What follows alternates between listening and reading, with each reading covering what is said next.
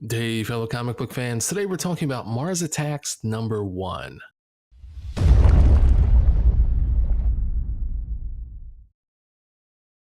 All right, so coming from someone who has not actually seen the whole movie, shame on me. What? I know, right? I'm the worst. But this is essentially, I feel like, what you think it is, at least to start with. Mars Attacks, and so we meet, our father-son duo. And honestly, the father is by far the best part, I think, of this whole comic. He's like hilarious and like classic, like disappointed in son military guy the entire time.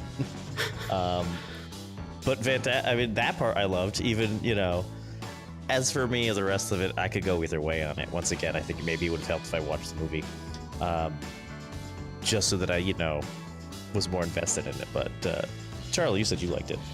Oh, yeah. So I was a big fan of the movie. I saw it as a little kid and just loved it ever since. I had the toys and everything. So I was looking forward to this. But this is another book where the first, 10 or 12 pages, whatever, we just have people standing around talking. But what's interesting is outside of where they're talking, we have Martians attacking.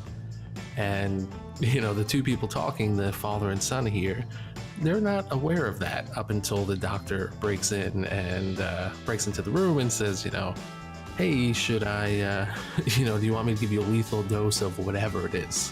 That he's killing off all the old folks in the home. And then they turn on the TV and they realize the shit is currently hitting the fan. But Ben, like you said, this was hilarious. This was another one. I thought it was going to be funny, but I didn't think it was going to be this funny. And I just had a really good time reading it. It's like, and at first, I'll admit, I started like flipping through the book and I was like, it's not a whole lot going on. We have some burning towns. But then I went back, and when I actually started reading it, it sold me. Yeah, well, everyone knows the destruction of the earth is always a laugh a minute, so I can appreciate where you're coming from. But it's this interesting interaction between the father and son, which is, and naturally they become survivors. So that's where the story begins. And it doesn't have to make a whole lot of sense. Certainly the movie didn't make a whole lot of sense.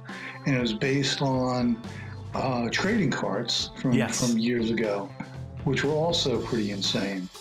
So it's not like we have a lot of depth to go off of here. So that means that anything can happen. The design of the creatures, I think, are particularly fun and interesting. And everybody was thinking of it, but this, I think, is the first time I've actually seen them say what it is that they look like, which was hilarious. And I'm looking forward to what the survivors end up doing, because the way it stands now, there is no hope. Yep. And so we'll see what happens. And I'll tell you what, I think I laughed like 2 or 3 times with the whole, Shirley is a... Shut up, Shirley. Yeah, I was thinking the same thing. Oh, it's great. I'm not going to forget that. But yeah, so this was a great time. So that was Mars Attacks #1. If you read the comic book, let us know what you think about it in the comments below. Or if you've seen the movie, let us know what you think about that in the comments down below. We'll talk. Subscribe to the channel, and as always, check out thebrazenbull.com for more great comic book content. Until next time. Adios.